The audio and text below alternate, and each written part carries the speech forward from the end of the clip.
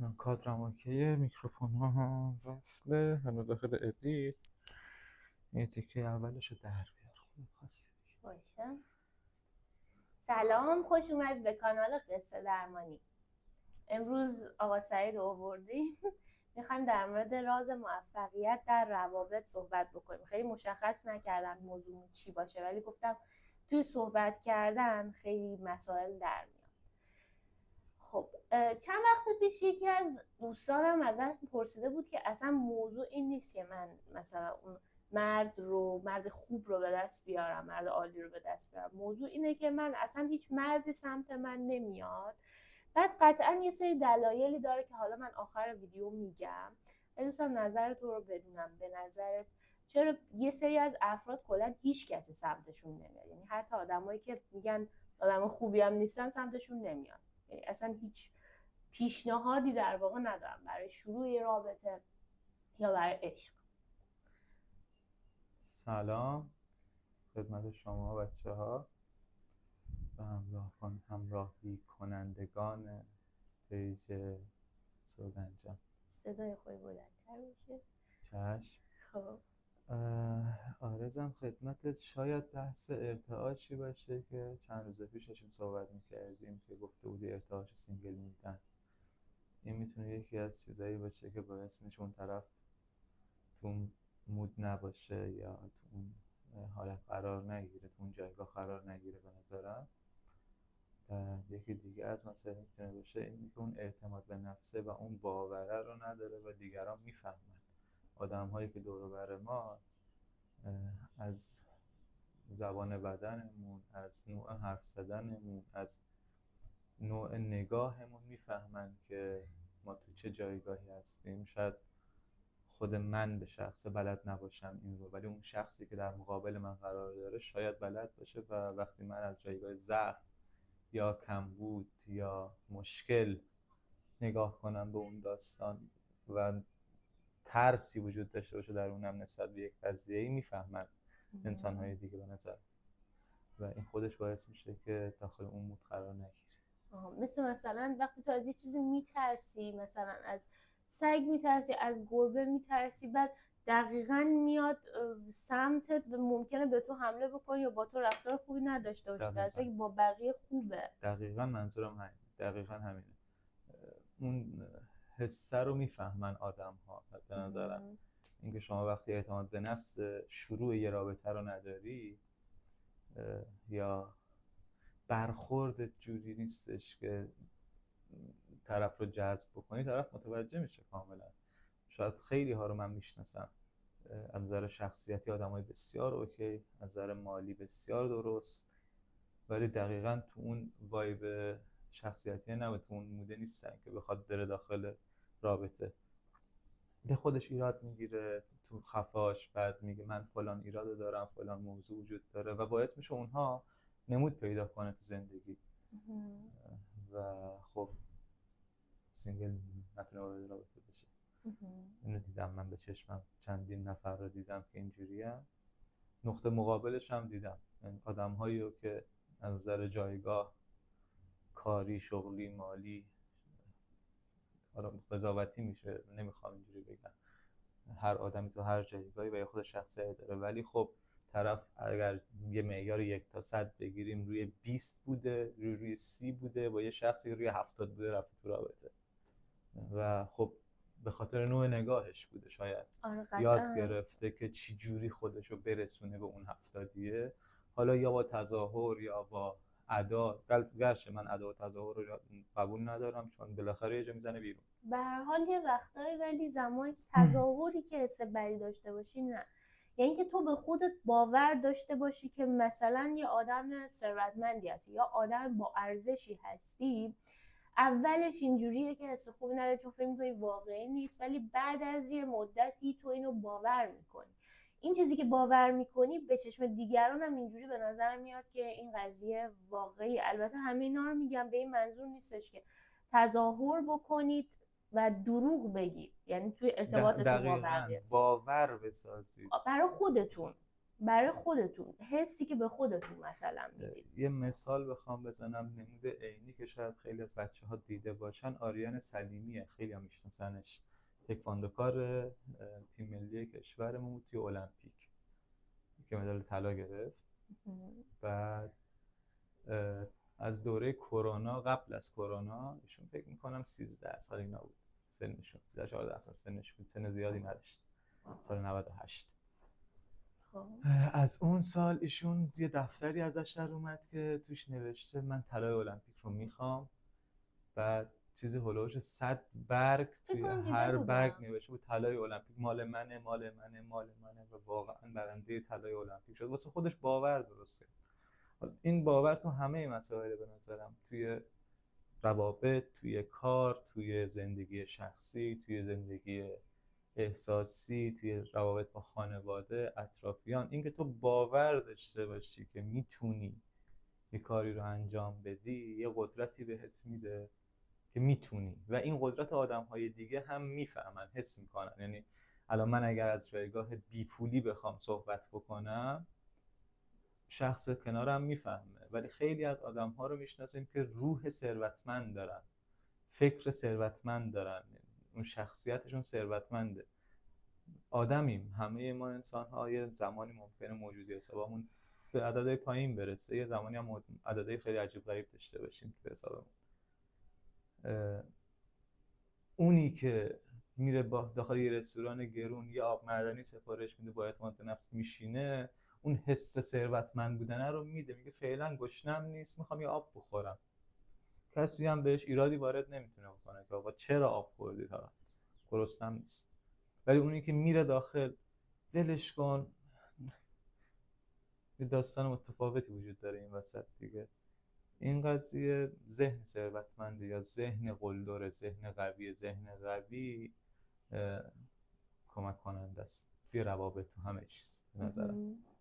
مثل وقتایی که تو میری یه جایی، مثلا چه میدونم یه لباس فروشی، یه فروشگاهی که اونجا تخفیف داره. چیزی که من حالا خونده بودم در موردش این بود که هیچ وقت یک فرد ثروتمند چیزی که بهش نیاز نداشته باشه رو نمیخره. دقیقاً. حتی اگه توی پایین ترین قیمتش باشه، چون اصلا باور کمبود نداره.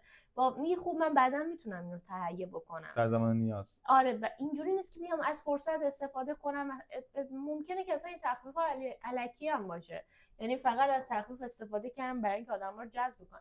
تو نیاز نداری، مثلا به این جوراب نیاز نداری، به این لباس نیاز نداری، ولی دقیقاً زمانی که می‌بینی که هر جا میری مثلا 5 تا ازش می‌خری. ولی هیچ وقت فرد ثروتمند چیزی که نخواد، خوشش نیاد، اینطوری بگم به قیمت توجه نمی‌کنه. شاید بره 5 تا لباس شبیه هم بخره یا 5 تا کیف شبیه هم بخره، ولی چیزی که دوست داره میدونه ازش استفاده میکنه در نهایت دیگه.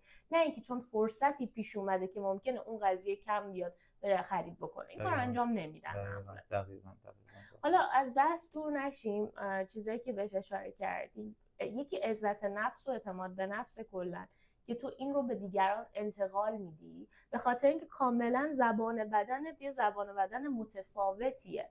تو وقتی که توی رابطه ای، یعنی قبل اینکه، همیشه خیلی با این قضیه مشکل دارن که قبل اینکه اتفاقی افتاد تو اون رو بازی بکن، تظاهر نکن، دروغ نگو. مثلا پدرم این کار هواپیما دارن، مادرم این کار، این حرفا رو نزن، ولی خودت باور بکن که مثلا توی ارتباطی هستی، یا خودت باور بکن که بالاخره من پتانسیل اینطوری بگی بهتر تا که من ثروتمندم اعصابت به هم بریزه. من پتانسیل اینو دارم که بدون اینکه تلاش خیلی زیادی بکنم بتونم پیشرفت داشته باشم. من اینطوری میتونم بگم، به خاطر اینکه در نهایت تمام چیزی که ما از اون رابطه، تمام چیزی که از اون پول میخوایم شادیه. دقیقاً. واسه همینه که میگیم زودتر این رو احساس بکنید که بتونید به شادی برسید. یه سری از آدما هیچ کدوم از این چیزها رو ندارن و واقعا آدم شادی هستن. چیزی که در نهایت همه میخوان، من از این هواپیما، از این عمارت، از این خونه، از این سفر شادی میخوام. تو اگه شاد نباشی هیچ وقتی تو اون موقعیت هستی شاد نخواهی بود. این همیشه من میگم. موافقم.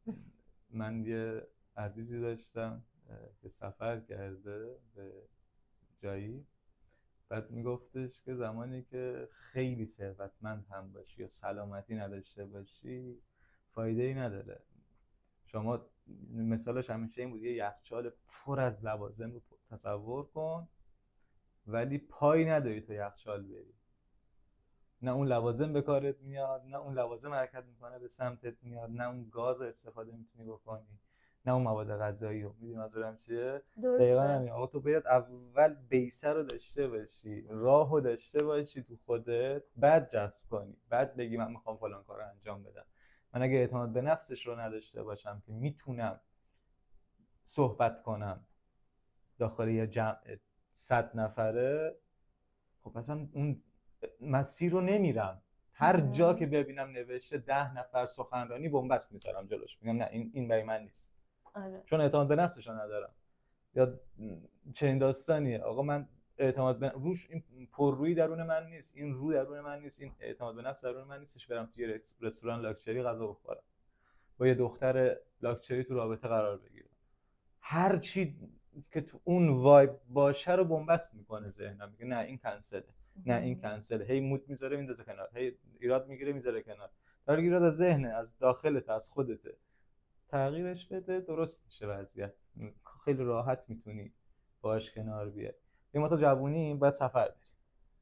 خیلی‌ها فکر میکنن به این که خب امروز این کارو نکنم 2 روز بعد اون کارو بکنم، بعد اون پولی که دارن رو میخورن، تموم میشه، اون سفرها هم نرفتن، اون کارا هم انجام ندادن. سر ذخیره کردن پول هم هست. مثلا طرف میگه من مگه چقدر درآمد دارم، مثلا 500,000 تومان، من اصلا نمیتونم این رو مثلا ذخیره بکنم، در صورتی میشه اون هم ذخیره کرد. 20% رو ذخیره، یه چیز کوچیکی در نهایت 100,000 به هر حال تو یه چیزی رو اومدی. اصلا میدونین چیه موضوع؟ اینه که این حس اعتماد به نفسی از انجام اون سیوینگ انجام دادن و ذخیره کردن اون رو تو به دست میاری. کمترین چیزیه. دقیقاً یه مشاوری بود ما باهاش صحبت می‌کردیم، دقیقاً حرفشون میگفت شما اگر ماهانه 100 میلیون تومان درآمد داشته باشی و 20% رو بذاری کنار، شما 20 میلیون تومان. بعد از 1 سال شما 2.4 برابر حقوق 1 ماهت رو داخل 1 آن میگیری و تو خیلی کارا میتونی با اون آدم پول انجام بدی. چرا؟ چون ذهنت به اون 100 میلیون تومان عادت کرده بود. وقتی یه دفعه میاد به 240 میلیون تومان پول داده میشه، میگی وای چقدر عدد زیادیه. این عدد میتونه برای 100,000 تومان هم باشه، واسه 10 میلیارد هم باشه. شما وقتی سیو میکنی این قدرت رو برای خودت میذاری، این ارزش رو واسه خودت میذاری که از اون پول یه چیزی رو سیو کنی، نگی کمه، کم کم کم کم زیاد میشه. اصلا ممکن فرصت‌های دیگه توی زندگی، ممکنه یه هدیه‌ای بگیری، دقیقاً یه اتفاقای عجیبی برات میفته که تو اصلا تازه به این باور میرسی که واقعا من باید یه عملی انجام میدادم. حالا این عمل هر چقدر کوچیک، نمیدونم برای شما پیش اومده یا نه، که تو مثلا دنبال کاری هستی برای دوستت، خب میری مثلا میگردی سفارشش رو میکنی فلان میکنی. توی کتابم بنویس تا اتفاق بیفته چیز جالب میگفت که من برای دوستم در حال پیدا کردن شغل بودم، بهش میگن همزدن سوپ، همزدن نمیدونم قابلمه، یا همچین چیزی. شما یه کارایی بکنید، از اون طرف هم یه اتفاقایی میفته. میگه من کارو گرفتم و تموم شد، بعد زنگ زدم به دوستم گفتم که برات کار پیدا کردم. گفت من کار پیدا کردم. گفت خیلی هم نگران بود. میگم مثلا زمانی که ماها داریم یه کاری انجام میدیم، از اون طرف ممکنه اتفاقهایی بر ما بیفته که مثل بهش میگن تصادف یا شانس. حالا یه داستانی هم گفته بود از یه سری میمون‌ها، خب دقیقاً داستانش یادم نیست، فقط میدونم که میمون‌ها باید یه جایی میرفتن موز پوست میکردن، بعد زمانی که موز پوست میکردن نمیدونم رو سرشون آب ریخته میشد، نمیدونم یه همچین چیزی بود. خب بعد بالا رفتن و انگار بلد نبودن اون میمونا. بعد میگن که یه چیزی حالا یاد گرفتم، به طور کل بتونم بگم میمونا یه چیزی رو به صورت اکتسابی یاد گرفتن که میمونای دیگه تو جهان رو بلد نبودن. خب بعد میمونا به بچه‌هاشون یاد میدادن دیگه، بچه‌ها میدیدن یاد میگرفتن و به طرز عجیبی تو یک کشور دیگه بدون اینکه به میمونا یاد بدن، میمونا شروع کردن به انجام دادن این کار و اصلا نتونستن دانشمند رو پیدا کنن داستان چیه و چه اتفاقی افتاد. اون میمونایی که مثلا داشتن یاد میگرفتن توی جایی بودن که یه محوطه بودن که نمیتونستن برن کشور دیگه، شهر دیگه. اینه که میگن هم زدن سوب یا هم زدن قابلمه. میگه وقتی تو یک جایی از جهان داری یه کاری انجام میدی، ناخودآگاه تو جای دیگه از جهان اتفاقات دیگری میفته. همون باترفلای افکت اینه که تو یه کاری انجام بدی و این مثلا گسترش پیدا کنه. اثر پروانه دقیقاً همین. آره، اما این باز عجیب تره که به کسی نمیرسه. یعنی تو توی قفس خودتو در نظر بگی، به کسی نمیرسه. یه جای دیگه جهان ممکنه همین اتفاق بیفته. دقیقاً اثر پروانه همینو میگه. اثر پروانه داره میگه که شما داخل کشور ایران سوخت فسیلی میسوزونی، یخ قطبی داخل شمال کره زمین آب میشه. آره. مثلا فاصله ای که دارن چیزی هولوش 20,000 کیلومتره. نصف قطر به اصطلاح نصف محیط زمین شاید حدوداً. آره. یه باد کوچیک توی اینجا یه طوفان بزرگ داخل اون طرف دنیا ایجاد میکنه. دقیقاً همینه. خیلی عجیبه ولی واقعیه. پیش میره خودش. دقیقاً پیش میره. هم بزن، یعنی یه کاری بکن، تو یه حرکتی بکن و نگران هم نباش. همون تو نیکی میکنه در دجله انداز خودمونه دیگه. تو کارتو انجام بده، حالا ببین چی میشه. تو این اعتماد به نفس رو بیار، خودش درست میشه. تو یه قدمو بردار. این داستان همون ضرب مسئله که خدا میگه یه قدم برداری من 100 قدم برمیدارم. درسته. میلیون ها آدم، میلیاردها نفر تو دنیا دارن زندگی میکنن و تو یه قدم برداری از اون 1 میلیارد نفر، 10 میلیارد نفر، 9 میلیارد نفر آدمی تو دنیا، بالاخره 1% هم بیان میشه 90 میلیون نفر میان سمتت. و این خب کاملا اتفاقی که برات میفته دیگه. یعنی شما تو مسیر قرار میگیری، خود به خود بای دیفالت تو مسیر قرار میگیری. این درسته واقعا. من خودم به شخصه اول این ویدیو داشتم میگفتم قراره چی صحبت بشه و چی بگم، با هم چک کن و چک نکردیم. تا حالا نمیدونم چند دقیقه شده ولی داریم صحبت میکنیم. زیاده. دقیقاً همینه. میدونی پشت هم میاد، حرفا چیده میشه، مطالب میاد، موضوعا صحبت میشه و این قشنگ تو همه مسیرها همینه. برو ببین که چه اتفاقی میفته. همینو بیایم توی رابطه که مثلا من میخوام یه رابطه رو جذب کنم، اگه بخوایم هم زدن سوپ رو انجام بدیم، یکی از دلایلش که خیلی ها بهش توجه نمی‌کنن حسادت نکردن به زوجهایی هستش که رابطه خوبی دارن. یعنی وقتی که تو سینگلی مجردی یک جای هستی، بعد داری یه زن و شوهری میبینی، یک دوست دختر دوست پسر میبینی که حالا توی اون لحظه و اون شرایط ارتعاشی تو در مدار عشقی که داری میبینی. خب تو همیشه اینو بدون، اگه داری میبینی تو در مدار عشقی و همون لحظه اگه بغض بکنی، اگه حسادت بکنی، اگه حالت بد بشه، همینطور عشق ازت دور میشه. حالا کار دیگه‌ای که میشه براش انجام داد اینه که تحسین بکنی. وای چقدر قشنگه، چقدر لذت بخشه، چقدر حس خوبی داره میده. برعکسش باز هم هست، اگه یکی داره بی احترامی میکنه، بد رفتاری میکنه، تو داری میبینیش، سعی کن بهش توجه نکن. یه چیزی من ببخشید وسط حرفت بگم. یک دوره در زندگی من بود که خب من خیلی باور خوبی نسبت به مثلا آقایون و اینا نداشتم، چون اصلا منتظر بودم که این صادقانه است، منتظر بودم یه رابطه‌ای ببینم که خوب باشه و در پشت پرده خانم بیاد بگه شوهرم خوب نیست فلان. من میگم آخرش پس زندگی اینه. خیلی ها اینو دارن، شاید ندونن. میخوای یه نفس راحت بکشی ببین پس چیزی که مثلا من الان ندارم چیز واوی نیست. خب یه همچین چیزی رو میخوای بگی. بعد اتفاقا دوباره آدم‌ها بیشتر میشن، آدم‌هایی که زندگی خوبی ندارن، آدم‌هایی که پشت پارتنرشون حرف میزنن، رفتارهای منفی همسرشون میان بهت میگن، همینطور بیشتر و بیشتر میشه تا اینکه تو توجه تو بگیری. و توجه اصلا تو کشورت نیست. من همیشه اینو میگم، تو کشورت یه چیزی نیست، عشق مثلا نیست، احترام به زن نیست. این چیزیه که تو خودت انتخاب کردی، توجه تو بهش دادی. برو یه کشور دیگه رو چک بکن، برو ولاگ فیلم افرادی رو ببین که رابطه خوبی دارن، یه جای دیگه دارن زندگی میکنن. بذار چشمات ببینه، همونجور که چشمات خشم رو دیده، ناراحتی رو دیده، یا مثلا بی احترامی رو دیده. اینجوری احساس بهتری به زندگی داری. بعد رابطه‌ای هم نمیای جذب کنی که بعدش بیای حرف بزنی پشت سر پارتنرت و بگی منم مثل بقیه شدم.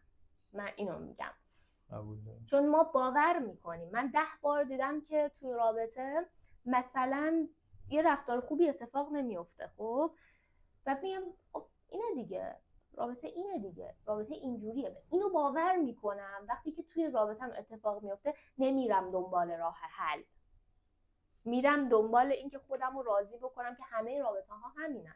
در صورتی که مثلا تو آمریکا هم همینه، مثلا همه زوجا این شکلی هن، یا خیلی جا هست که من ندیدم رابطه های خیلی خوبی توش وجود داره، چشممو بدم به اونجا، رابطه من توی همین کشور خیلی بهتر میشه تا جایی که ممکنه به کمال برسه. پیرو حرفایی که زدی که خیلی زیبا بود و کامل، یه خورده‌اش رو بخوام مثال بزنم، همونجوری که فرمایش کردی، درست که ببینی یا اون ذوقت رو که نشون بدی، شاید خودت حواست نباشه وقتی یه وایب مثبت میدی چقدر زوج قشنگی، شاید یک شخصی با جنس مخالف در حال گذر کردن از کنارت باشه و این ابراز احساساتت رو ببینه و همون بگیره چه قشنگ دید. ببین خودمون همونجوری که گفتی توی یه وایبی بودی که میگفتی همه مردا اوکی نیستن. آره. تقریبا 1 سال و خورده پیش، تقریبا 1 سال و 6-7 ماه پیش، ولی تلاش داشتی میکردی که حس مثبت داشته باشی. تلاش کردم، بعد از این مدت دیگه تلاش نبود. آره بعد عادت شده بود. عادت که نه، باور شده بود. عادت نه، باور شده بود که چقدر این رودخونه قشنگه.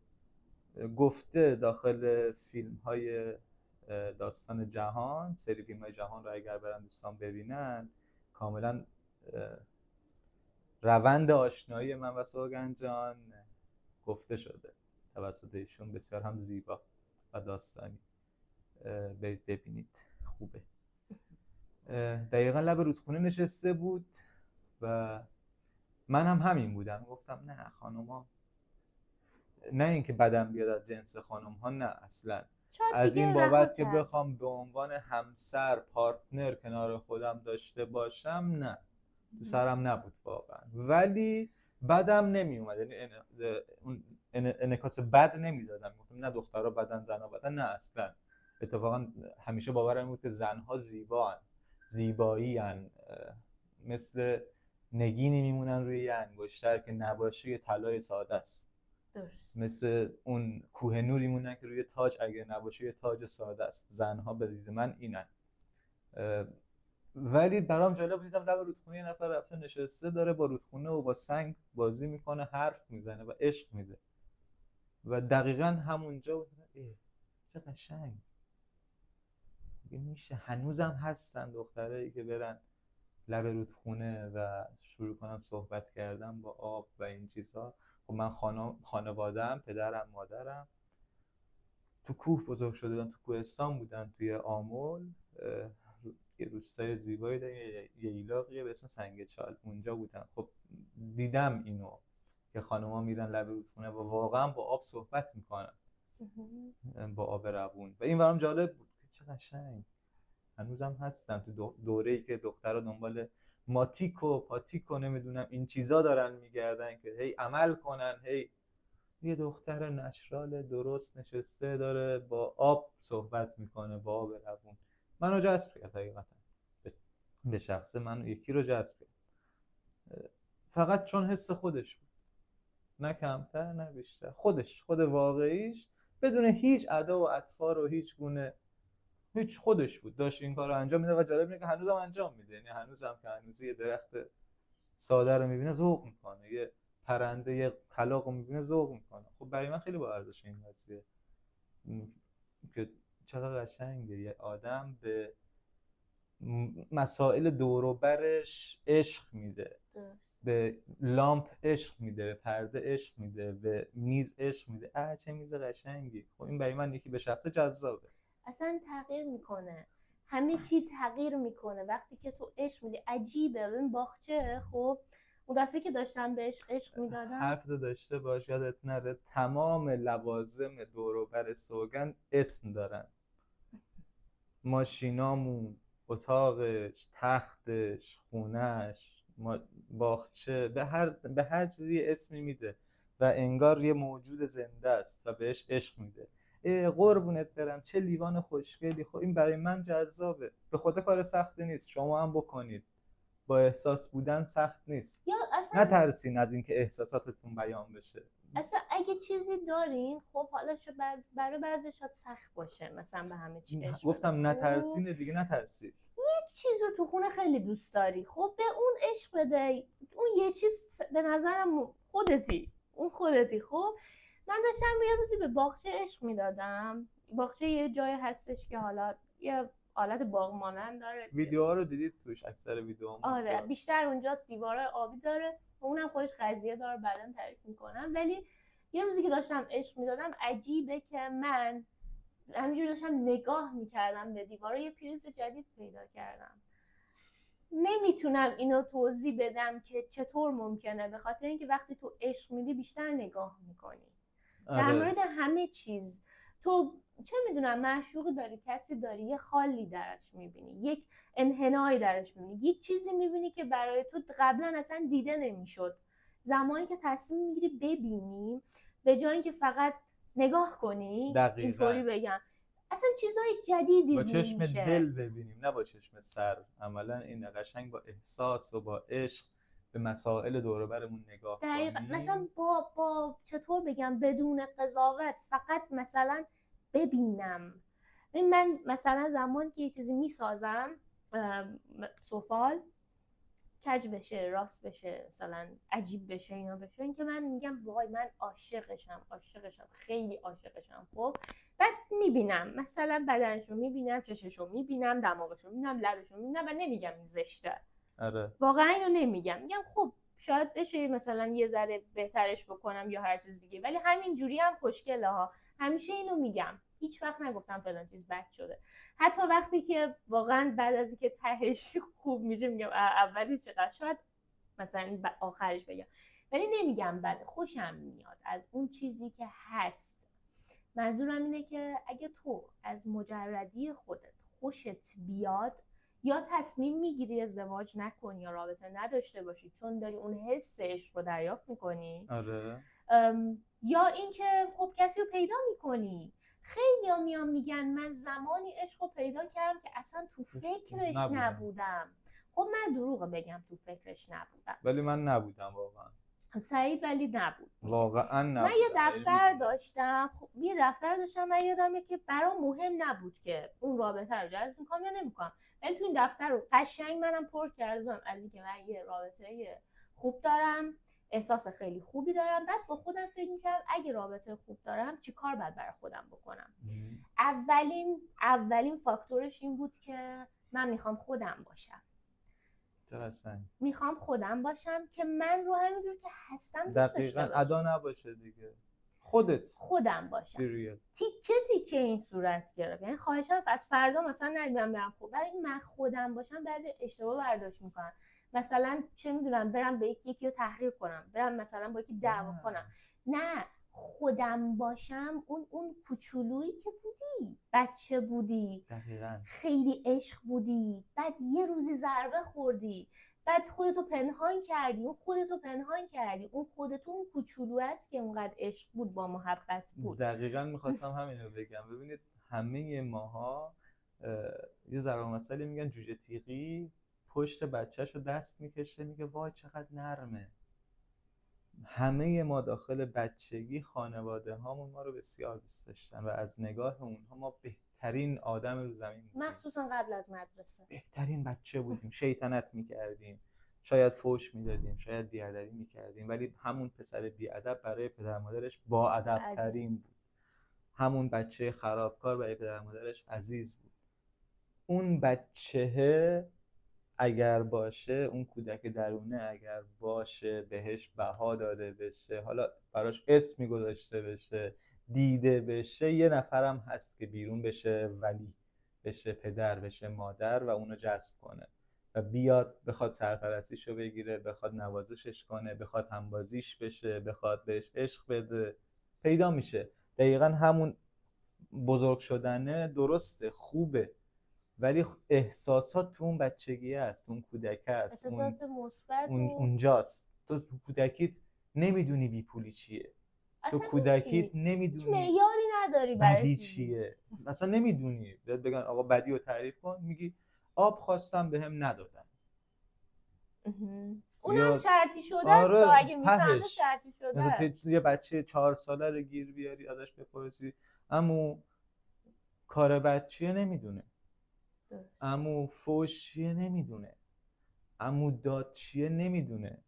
ها میفهمی چی میگم؟ اون کودکه اینقدر پاکه، درون هممون هم هست، هممون هست. فقط دقیقاً سوگن جان حرف قشنگی زد. یه جایی سرکوب شد، یه جایی دردش گرفت، یه جایی قایم شد، یه جایی رفت توی پلیلیست کودک درون سوگند، حالا احتمالاً میذاره یا اینور یا اینور میتونی بری ببینی.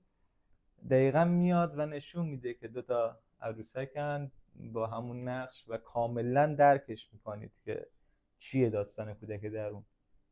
اون کودک درونه خود عشقه. اونو داشته باشی، یکی هست که بشه پدرش و اونو دوست داشته باشه، یکی هست بشه مادرش اونو دوست داشته باشه، و هیچ پدر مادری نیستن که بچه‌هاشون رو رها کنن به نظرم. نه نیست. هیچ پدر بعد مادر. تازه شما پدر مادر مدرنین، شما فرق دارین، شما بیشتر میتونین عشق بدین. شما رو خدا بهتون نداده، خودتون خواستید اونو انتخاب کردید، گلچین کردید. میدونید خیلی فرق میکنه اصلا الان خیلی راه برای عشق دادن بیشتر شده. بعد حالا یه چیز اشاره کردی، گفتی که یه ولی پیدا میشه. تا وقتی تو ولی خودت نباشی، اگرم پیدا بشه اذیت میشی. دقیقاً. خب آره. تو باید همین، من داشتم میگفتم خودم باشم، بتونم مثلا با این خودم بودن کسی رو پیدا کنم که چیزی که من هستم رو دوست داشته باشه اون طرف. خب بعد شروع کردم دیگه خیلی شیطنت کردن، یعنی اینجوری شد که هی آروم آروم من کشیدش. قبلش هم میکردم این کارا رو، کودک درون من کلا فعال بود، ولی وقتی کسی به من تذکر میداد متنفر میشدم. خب از اون فرد متنفر میشدم یا نشون نمیدادم دیگه، رفتار خوب نشون نمیدادم، همش خودم رو سرزنش میگم که چرا من این کار کردم، مثلا چرا من با اینکه قضاوت شدم اومدم چه میدونم اونجا بچگونه صحبت کردم یا فلان کار، خودم رو قضاوت میکردم. اما وقتی که پذیرفتم که این بخشی از شخصیت منه و جاهایی که البته جا داره باید بیاد بیرون، شاید توی جای خیلی مثلا هست که موقعیت شناسیه. آره ببین مثلا تو قرارداد کاری کودکت باز هم میتونی باشی. فقط اینه، من به نظرم نذارین کودک درونتون رو کسی قضاوت کنه و اینجا رو خودتون میفهمید. این شوهر آنجلینا جولی قبلیه که براد پیت. آره. دیدین چه دیوانه بازیایی در آورده سر اون آخرت کارپت آخر؟ یعنی تو حتی اینقدر خفن باشی، هیچ آدمی اینقدر احمق نیست که بخشی از زندگی خودش کودک نباشه. قطعاً همه هستن، حتی اون پلیسه، حتی اون دقیقاً همه ماها. الان فکر کنید، شاید این یه قسمت از ویدیومون آخراشه، فکر کنید به این قضیه، این تمرینشون باشه اصلا. فکر کنن ببینن کجا اون بچه زد بیرون توی موقعیت‌های مختلف، حالا یکی تو به قول شما مسافرت، یکی تو استخر، یکی تو رانندگی. اونجایی که تو رانندگی یه دفعه دلت میخواد گاز بدی، آره اونجا اون بچه است. آره اونجایی که رفتی نصف شب پا میشی میری دخ دخ دخ سر یخچال، در یخچالو باز میکنی، اون بچه است. اصلا ماشین سواری بچه است، ماشین رو رانندگی میکنی بچه است. بعد خیلی جاهای دیگه تو رفتارهای منفی هم هست. اگه مثلا چه میدونم سیگار کشیدن، غذا خوردن، اینا همشون هست. چون بچه مثلا دوست داشت که چه میدونم هر خوراکی دلش میخواد بخوره، خب بزرگ که میشه دوست داره که همینجوری مثلا اگه کوچیک بوده میگفتن سالم ناسالم، بزرگ میشه دوست داره همه ناسالما رو بخوره. آره. خب دقیقاً. بعد یا اونی که سیگار میکشه یا قلیون میکشه نکشید، از اون حسش خوشش میاد. خب حالا اینا همه جایگزین داره، میشه درستش کرد. کودک درون میتونه منفی بیرون بیاد، میتونه مثبت بیرون بیاد. نمیدونم بگم درسته چی غلطه، ولی اینو میدونم که یه وقتایی ما منفی رو تجربه کردیم و اونجایی که ما کودک خودمون رو بعد عشق دادن زیاد تربیت میکنیم که به سمت سالم تر بره به مرور زمان. کوچولو من میگم یک مورد. یه چند تا چیز کوچیک رو حالا اشاره بکنیم غیر از اینکه مثلا خودم باشم. یا حسادت نکنم. موضوع دیگه اینه که تو اگه میخوای رابطه پیدا بکنی باید در وایبریشن یا ارتعاش رابطه باشی. یعنی وقتی که یکی تو رابطه است معمولا سرش بلنده، اعتماد به نفسش زیاده، دقیقاً. احساس دیده شدن بهش دست میده. اگه تو رابطه خوب باشه مطمئن کسی هست که دوستش داره، پناه داره، پشت آره. داره و اینو میبینی، اینو حس میکنه با تمام وجودش که یکی رو داره که دوستش داره و اون فرد دوست داشتنیه.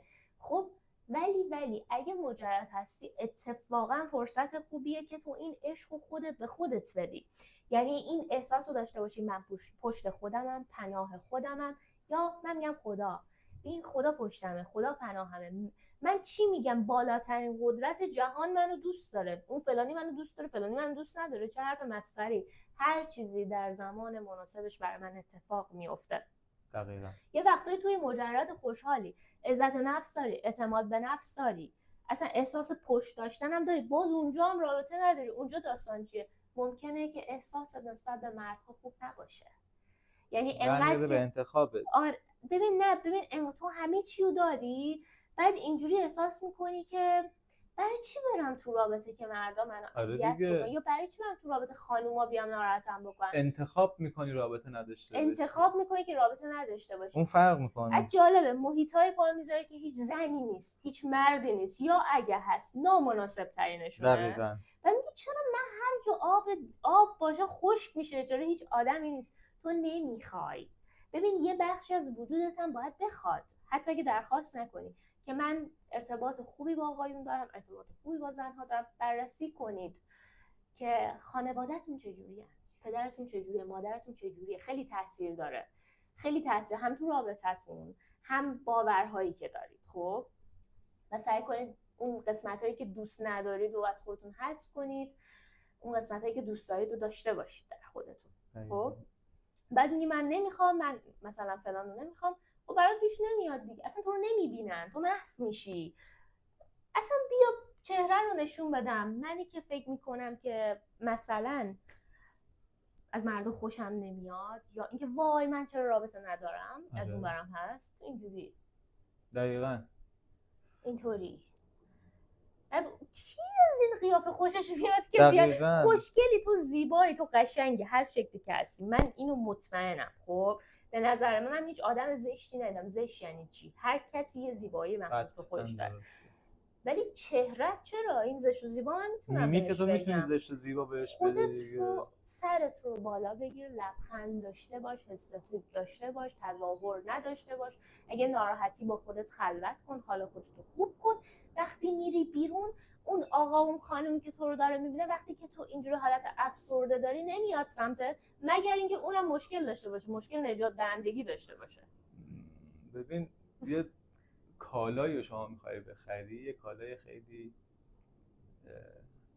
هیچ ساعت زشتی وجود نداره به نظر.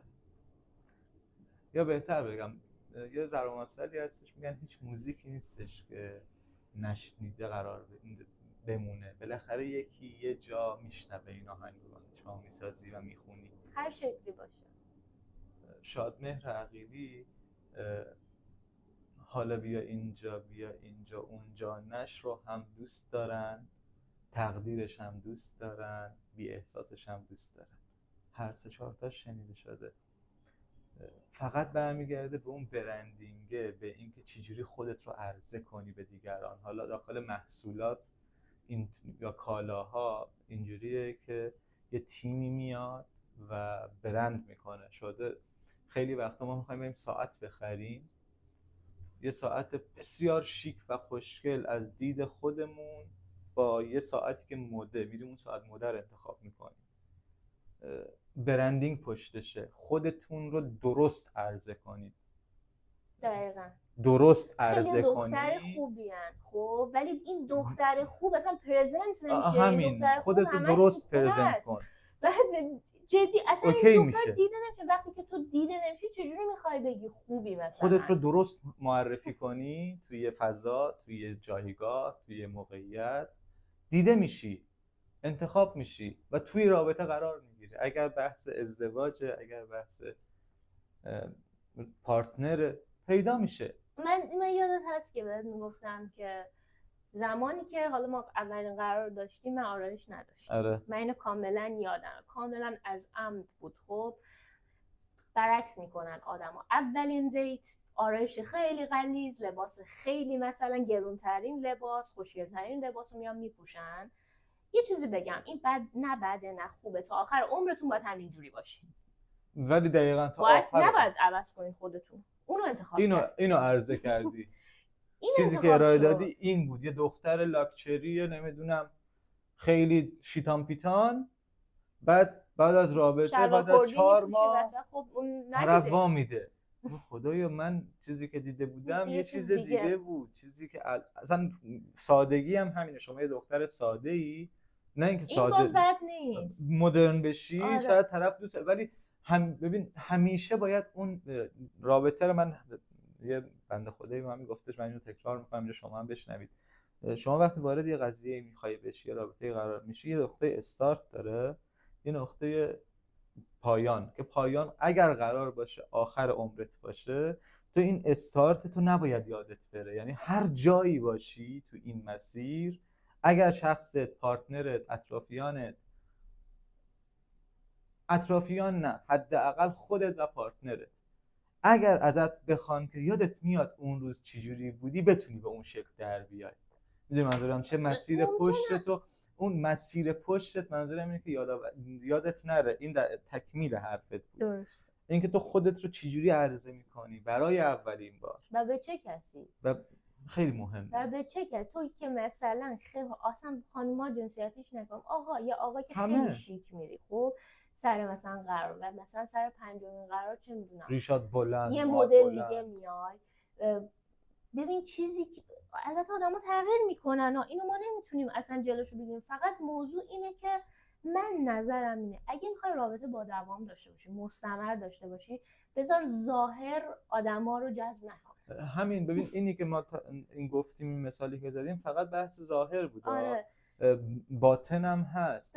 من روز اول بیام خیلی احساسات عجیب غریب بهت نشون بدم، از 2 کتاب خوندم و توم نیست، نه دیگه نشده، میدونی درونم نیست اون قضیه. بیام راجع به دانته صحبت کنم با تویی که فلسفه دوست داری، بعد از طرفو جذب میکنی، اوکی وارد رابطه میشی، بعد از 2 ماه 3 ماه دیگه از دانته خبری نیست، دیگه از اون فلسفه خبری نیست و پارتنر به مشکل میخوره. بابا تو اون چیزی که به من گفته بودی چیز دیگه بود، الان چیزی که دارم میبینم چیز دیگه است. خب اوکی، نه من اینو نمیخوام و تموم میشه. یه بنده خدایی میگفت آدم ها 2 دستن. چجوری نشستی صافی؟ من پشتم من خودم صاف کردم. یه بابایی میگفتش که یه سری هممون دیدیم، یه سری آدما هستن تو برخورد اول که میبینیشون اصلا به عنوان پارتنر، نه توی جمعی یه آقایی میاد یه خانومی میاد، همه میگن واو چقدر این خفنه، سری جذبش میشن. بعد از 2مین برخورد، 3مین برخورد، 4مین برخورد، کافیه زبان باز کن تموم میشه. طرف این بود ولش کن بابا. ولی در برعکسش هم هست. یه سریا هستن اول باهاشون برخورد میکنی میگی نه این اصلا چیه، بعد عاشقشون، بعد کم کم کم کم کم کم که به لایه‌های شناختیت اضافه میشه از اون آدم، وای چقدر نگین این آدم اصلا، چه دختر چه پسر، چقدر خوبه. و آدم‌هایی که این تیپیان تو تایپ دوم که گفتم قرار دارن که ادا نیستن، خودشونن، انتخاب میشن، برگزیده میشن. یه سری هستن میخوان خودشونو بقبولونن، مثل کالای چینی اینقدر تبلیغ میذارن دور خودشون، تو میری میخریش ببینی این چی بود بابا، میده 100 تا آشغال. ولی یه کالای آمریکایی تبلیغ نمیخواد، بنز و بی ام و تبلیغ نمیخواد. ولی دارن یه وقتایی دارن، ولی خب شو آف، ببین شو دارن، شورومی ان، میدونی چی میگم، باید بری توشون باهاشون آشنا شی. الان رولز رویس، شما دیدی رولکس تبلیغ بکنه تو فوتبال؟ نه، چون عامه مردم فوتبال دارن میبینن دیگه. ولی دنبال چیز یه جای دیگه ایه اون رولکس، یه فضای دیگه ایه، یه وایب دیگه ای داره، اصلا یه جای دیگه. تو تنیس میذارن، تو تنیس چون که مثلا قشر مرفه. همین حرفم همینه دقیقاً. شما جایی که خودتو عرضه میکنی، نوعی که خودتو پرزنت میکنی خیلی مهمه که چطور پرزنت کنی خودت رو، چطور شخصیت رو طرف نشون بدی و خود واقعیت رو بیای، خوبی های خود واقعیت رو نشون بدی، بدی ها رو کمتر نشون بدی تا آشنایی اون لایه لایه پیاز برداشته بشه. آره تیکه تیکه، فقط خودو بدتر از چیزی که همین. بعضی البته خوبه بدتر نشون بدن به خاطر اینکه خوب متوجه میشه که همه چیزو پذیرفته. خوب این کار نکن، کار سمی. آره سمه. چی میخواستم بگم در ادامه صحبت ها در مورد پرزنت و امیدوارم خسته نشده باشی. آره که مثلا تو خودتو پرزنت میکنی. حرف من اینه که اگه دوست داری یکی عمیقاً عاشقت بشه، نذار سطحی عاشقت بشه، نذار روی عاشقت بشه، بذار کشفت بکنه. مخصوصا اگه خانوم هستی اجازه بده که لایه لایه خوبیات بیاد بیرون. نذار یهویی بیاد، یهویی قابلمه غذا ببری، یهویی مثلا یه زنبور بزرگ مثلا چیکار کنم؟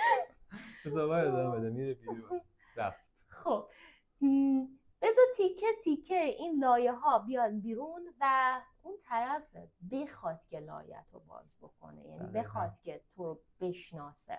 اینکه فقط منو بشناسه بر حسب موقعیتم، خانوادم، پولم، کارم، شغلم، همینا رو میخواد ازت.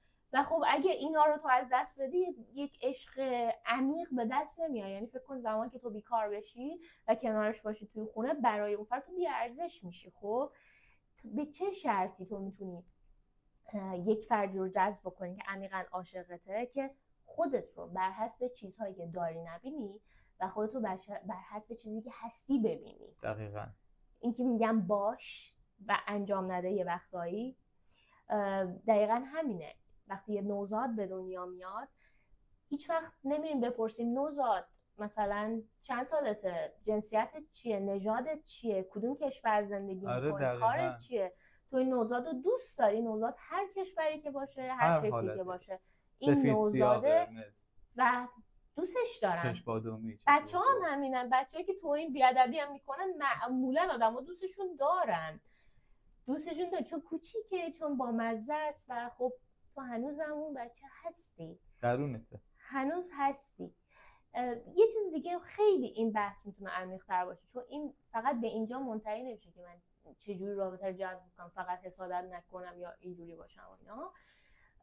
یه بحث اصلی هم یه صحبتی در موردش بکنیم، در مورد اینکه کلاً حالا رفتی تو رابطه، فرض بکن رابطه رو رفتی، راز موفقیتش چیه؟ من نظرم اینه که اگه شور داشتی، شیدایی داشتی یا لحظه های هیجان انگیز عاشقانه داشتی، اینو تیکه تیکه به زندگی خودت باید اضافه بکنی. ما یه چیزی داریم توی ولاگ‌های انگلیسی، romanticizing your life، زندگی خودت رو رومانتیک بکن. و خب شاید برای خیلی از ماها خسته کننده باشه. تو تازه از سر کار برگشتی و فقط میخوای یه غذایی بخوری، فقط میخوای یه دوشی بگیری، یه کاری انجام بدی، تایمت شاید کم باشه یا هر چیز دیگه ای. دقیقاً همون جایی که تو به رومانتیک کردن زندگیت نیاز داری. یه چیزی رو همیشه سوگن خیلی قشنگ میگه، کلام حکم میکنه. خسته ای از سر کار اومدی تو خونه، میتونی برگردی بگی ببخشید جنسیتی نگاه نکنید، زن غذامو بیار. میتونی بگی عشقم خیلی خستم، امکانش هست بشینیم دو کلام با هم صحبت کنیم سر میز شام؟ به خدا معنی جفتش یکیه. آره ولی فرق میکنه. ولی دومی رو که میگی همسرت، خانومت اگر غذا نداشته باشه هم دوست داره دفعه بعد این کار رو انجام بده. یه مثال ساده است. سوگن جان من روز اولی که ما هم دیدیم گفت من غذا درست کردم بلد نیستم. بعد من گفتم اوکی، اصلا مهم نیست واسم. واقعا هم واسم مهم نیست چون خودم آشپزم، بلدم. نه اینکه رشتم کارم آشپزی باشه، بلدم. اما زمانهایی که با عشق غذا درست میکنیم و توی اون وایب مثبت هستیم، همین منی که دارم صحبت میکنم بعضی وقتا دستم در میره، نمیخوام ادا در بیارم بگم اینجا، ولی روزایی که با عشق یه کاری انجام میده یا توی اون حالت حس مثبت عشق هست، بیداد میکنه. کسی که میگه من غذا بلد نیستم، بلده. فقط اون عشق است، اون عشق، اون حس خوبه، اون همراهیه، اون حمایت، اینا داخل رابطه قشنگ مثل اینه که ستون میکاری. وقتی که گوش میدی، شنوایی، ستون میکاری. وقتی که حمایتگری، ستون میکنی. وقتی که میتونی کنترل خشم کنی، به نظرم البته شما داری ستون میزنی روی ساختمون. من مثال ستون میزنم چون کارم عمرانه. بعد به عرضت برسونم زمانایی که میدونی مقصر نیستی، میگی ببخشید، فقط واسه این که طرف آروم بگیره. همه ما آدمیم، خیلی جاها ازمون عذرخواهی کردن، بعدن نشستیم فکر کردیم خدایا فلانجا حق به اون بود، چرا عذرخواهی کرده، بیشتر عاشقش شدیم. چقدر طرف با گذشته، چقدر با معرفته، چقدر خوبه. اگر خودمون آدم درستی باشیم سوء استفاده نمی‌کنیم از این قضیه که طرف خب اوکی وظیفش بود. نه، هیچ کی تو این دنیا وظیفه‌ای نداره ما خوبی کنه. ولی به خودت این وظیفه رو داری خوبی بکنی. فقط به خودت خوبی به کن. من به خودت خودم خوبی خوبی بکن. بکنم، خودم رو دوست داشته باشم، به همسرم خوبی میکنم تا ازش خوبی ببینم. واقعیت اینه، میدونی؟ عشق بدید به زندگیتون، به پارتنرتون، گوش بدید. من خودم خیلی ایرادات داشتم، دارم بهبود پیدا میکنم. شما هم تو همین مسیر باشید. همین به هر حال هر خیلی آدمی میتونه یک کمک خصوصیاتی کنه. داره که ممکنه که خصوصیاتش عامه پسند نباشه، ولی آدمای دور و برش داره که دوستش دارن. به این معنا نگیرید که من همینم که هستم. این خیلی سمیه. یه سری چیزهایی که درونت هست و واقعا داری میبینی با همه داره تکرار میشه و همه باش مشکل دارن، اوکی اونو خوب کن، خب روش کار بکن. حتما روی روابطتون کار بکنین، حتما فیلم ببینین، دوره ببینین، مشاوره ببینین، هر کاری که فکر میکنین میتونین انجام بدین براش انجام بدین. و یه سری خصیصه ها همراهتون هست دیگه، اونو باید تبدیل به یه چیزی بکنی. مثلا خب چه میدونم ون گوگ رفته بود مثلا اون بیماریشو، افسردگیشو تبدیل به یه هنر کرد. هنر، خیلی ها اصلا از هنر چیزی نمیدونن. خب به این معنا نیست که تو بیای یک اثر خارق‌العاده خلق بکنی.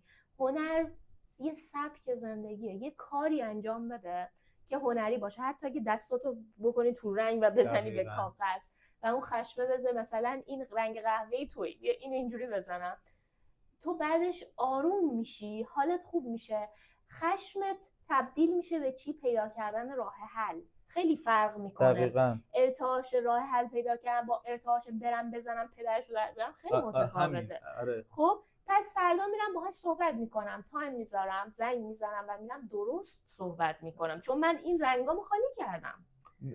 میگن هنر روابط دیگه، هنر سخنوری، همه اینا رو میگن هنر سخنرانی چه هنریه؟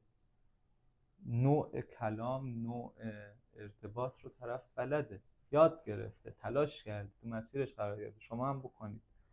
و سخن پایانی به نظرم تمامش کنیم اگر موافق باشید. خیلی به نظرم حرفای دیگه هست، ولی همین زندگیتون رو رمانتیک نگه بدارید. اگه چیزهایی داشتید اول رابطه، قطعا ببین بچه هم که به دنیا میاد همه خیلی اولش تحویلش میگیرن، بعد که بچه بزرگتر میشه بچه انگار دیواره. خب اگه بچه دارین که همون عشق رو سعی کنین هر روز با یه نگاه تازه، که امروز بچه امروز به دنیا اومد، رابطه هم همینطور، امروز باهاش آشنا شدم و اینو هی با خودت ایدئال باشید. و امروز باهاش آشنا شدن مثل رابطه‌مون با غریبه‌ها میمونه. ما با غریبه‌ها خیلی مهربونیم چون میخوایم بهترین خودمون باشیم کنارش. اگه ارتباط دارین هر روز سعی کنین اینجوری نگاه کنین که من امروز باهاش آشنا شدم و چقدر من ذوق دارم بشناسمش، چقدر ذوق دارم ببینمش. زندگی هم همینطور. من تا امروز به دنیا اومدم دوست دارم خوشگل باشه، امروز به دنیا اومدم دوست دارم کارامو زیبا انجام بدم، دوست دارم مدیتیشن بکنم، دوست دارم هر چیزی که توی این دنیا به من حس خوب میده اونا رو بیام انجام بدم. بعضی میگن خب من حوصله ندارم چیکار بکنم. اون آقای بود که کار معنوی انجام داد، هندی بود، اسمش یادم نیست الان، یه چیز جالبی میگفت که مدیتیشن. نه تو دوره همین الان بود، معاصر بود و خب گرفتنش، فکر کنم حالا کشته شده یا هر چیز دیگه، خیلی معروف. میگفت که مدیتیشن کنید، اگه وقت ندارید 10 دقیقه بیشتر مدیتیشن کنید. خیلی جالبه، چون اتفاقا اون روزی که تو بیشتر توی فشاری، بیشتر نیاز داری زندگی تو رمانتیک کنی، بیشتر نیاز داری که اون روز اون جیگول بگولای زندگی تو بیشتر بکنی. چرا؟ چون بهت یک امیدی میده به آینده، امیدی میده به فردا که فردا بهتره. اگه امروز خوب پیش نره، بعضی روزا ممکنه اینجوری بشه که اون برنده نمیدونم لاتاری دوستت بشه، برنده نمیدونم فلان چیز دوستت بشه، اون قطعا خودت تو ارتعاشت پایینه، ولی فردا یه روز دیگه ایه. امروز تو قشنگ بکن. صبح از خواب بیدار شدی، فردا دوباره توی رابطه جدید رفتی، همون رابطه است ولی تو رابطه جدید آره رفتی. دقیقاً. ببین شما وقتی اول یه رابطه وارد میشی، چه دختر چه پسر، سلام عزیزم صبحت بخیر، همه روز محترمانه و قشنگ و همه روز محترمانه و با عشق صبح بخیر میدی، شب بخیر میدی، یه ساعت در میون تماس میگیری، یه کانکتی میزنی، سر کار باشی نباشی وقت داری واسه همش خوش رو خوش خنده ای، حتی وقتی حالت خوب نیست. آره. بعد ولی مثلا میشه 6 ماه، میشه 1 سال، میشه 2 سال، میشه 5 سال، بهت بگن چرا پیام ندادی صبح بخیر، وقت نکردم سرم شلوغ. از پله های اتاق ساختمون داری میای پایین، میتونی بگی سلام عزیزم خوبی صبحت بخیر، یه تکست آماده رو هر روز صبح میتونی بفرستی، نمیشه بگی وقت نکردم. مثلا نمیشه. ببین این تو رابطه رفتی، نمیتونی بگی که اون فرد اینطوری انگار میشه که تو فکر کنی اون فرد تویی، میتونم اینطوری بگم. آره ولی خودو ول میدی. نه نیست. اولویتتون باشه، اون فرد خودتون هستید، پارتنرتون هست، ولی اولویتتون باشه. صبح بخیر. من به شخصه خدا رو شکر توی این چند وقتی که من و سوگن جان با هم هستیم نشده بی شب بخیر بخوابم، و واقعا اگر سوگن شب بخیر نگه بهم بنا به هر دلیلی دنبالش میگردم، خودش هم میتونه، اینقدر تماس میگیرم، اینقدر زنگ میزنم بیدارش کنم شب بخیر بهم بگه بعد بخوابم. نمیخوام عادی بشه، عادی سازی روابط توی این تنبلی یه تو مورد روابط بده. در واقع. تنبلی تو روابط بده. خلاقیت خوبه، خلاق باشید، کار احمقانه بکنید ولی کار بکنید که دوست دارید، یعنی اون فردتون دوست دارید، چون این رابطه است. خب و یه بخشی منم، یه بخشی تو، یه بخشی ماییم. این سه تا قطب درست بشه، رابطه من با خودم، رابطه من با تو و رابطه‌ای که ما میسازیم که حالا ما اسمشو جهان گذاشتیم. شما یه اسمش بذارید، حریم امنتون رو بذارین رابطتون. یه حرفی هم دارم میزنم شاید جنجالی باشه و اگر شما موافقید بیایید کامنت بذارید، اگر مخالفید کامنت بذارید و نظرتون رو بگید. از دید من به شخصه و سوگن جان، حریم شخصی توی رابطه نذارید. گوشی منه، حریم شخصی منه. شما وقتی وارد یه رابطه ای میشی به نظر من حریم شخصی نه، یعنی چی گوشی منه نباید دست بهش بزنی. میتونی بگی اعتماد سازی باید بکنی. آره. بیس رو داشته باشی، اول اون بیسه رو ایجاد بکنی توی موقعیت‌های مختلف، بعد که اطمینان به وجود اومد اگر بخواد بازرسی بکنه طرف بده، قبول دارم. آره. اینا همین این که ولی تو بخوای به بسم الله برگردی بگی نه اصلا حق آقا، طرف شاید نخواد بره گوشیدو چک کنه، رفت سمت گوشید داره میره، تو میترسی میای، این باعث میشه طرف فکر کنه خبریه. راحت باشید شما که طلاق پاک منتی به خاک نداره، نترسید، فکر نکنید تجاوز میشه به حریمتون، به خدا اینجوری نیست. به این که تو بری چه میدونم مسیجا رو چک بکنی، تلگرام چک بکنی، اینا چک بکنی، کار درستی این خودش سمه ها. درصد به هر حال ممکنه چیزی به وجود بیاد که تو ببینی، اما از خیانت پایین تره. میدونی چی میگم؟ آره قطعا، ولی من دنبال آرامشی هستم که توی اون مسیج خالی میخوام به دست بیام، یعنی من وابستم. آره اینش بده دیگه. این بده. یه پیام ساده از یه پسر یا یه دختری که غریب است وقتی تو رابطه ای چرا میارزه؟ ولی تو توی گالری طرف خب باید آرامش داشته باشی، بری اون گالری تو میبینم تو که من گوشی من برای توئه که تو گالریش میتونی بری یه کاری میخوای انجام بدی. یعنی چطور بگم، تماسا، کانتکتا، احترام بتونی تلفن رو برداری و خب بازم من میگم عیبی نداره، من خودم میگم مثلا من دارم گوشیتو برمی وقتایی هم شاید یادم بره نگم، ولی میگم خب گفتنش بد نیست. حالا دیگه مثلا بستگی به خودشون داره، اینو ببین با خودشون اینی که باید بیارن. گفتم دلیلش این بود که کامنت بدن به من در زیر این ویدیو، نظرشون رو بگن در مورد حریم شخصی. آره ببین آقا این حریم شخصی که داخل روابط میزه به گوش دیدم اینو به چشمم. زن و شوهر خیلی رابطه درستی دارن، خیلی اوکی ان، همه جوره. گوشی پسر زنگ میخوره، گوشای دختره تو هر زاویه‌ای از اون خونه اون منطقه باشه فوکوس میکشه ببینم چی میگه. چرا؟ ترس درونیه بیشتر. خب میخوام بدونم هرای بالا. این رو راهکارش از دید من به شخصه و چیزهایی که تا حالا خوندم اینه. ببین گوشی، موبایل، فضای مجازی رو مخفی نکنید، بذارید باشه، مطمئن باشید اگر بیس اعتماد سازی درست انجام شده باشه کارت هم اصلا ندارن. هر کاری بکنی اصلا داخل سمتش نمیره، سمت اون وضعیت نمیره، سمت اون. الان من همسرم به دلیل مسائل شغلی روانشناسه و آدم‌های مختلف با تایپ‌های شخصیتی مختلف و جنس‌های مختلفی میان پیشش. اینقدر درست بیس رو ساخته که من همیشه گفتم بهش، میگم ماده شیر، میگم بین 1000 تا آدمم بره بیاد راحت میرم، با خیال راحت میرم، اصلا برام مهم نیست. نه اینکه برام مهم نیست، برام مهم کجاست، ولی میدونم چجوریه داستان، میدونم خیالم راحته، دنبال این بگردم گوشیش فلانی چرا زنگ زد، فلانی چه شده تا حالا. اذیت میشی. نه اصلا اگه ذهنم این کار آروم نگه انجام بدی میدارم. خودت اذیت میشی. دقیقاً. ببین فرق میکنه، اینم میگم دو تا وایبریشن متفاوته.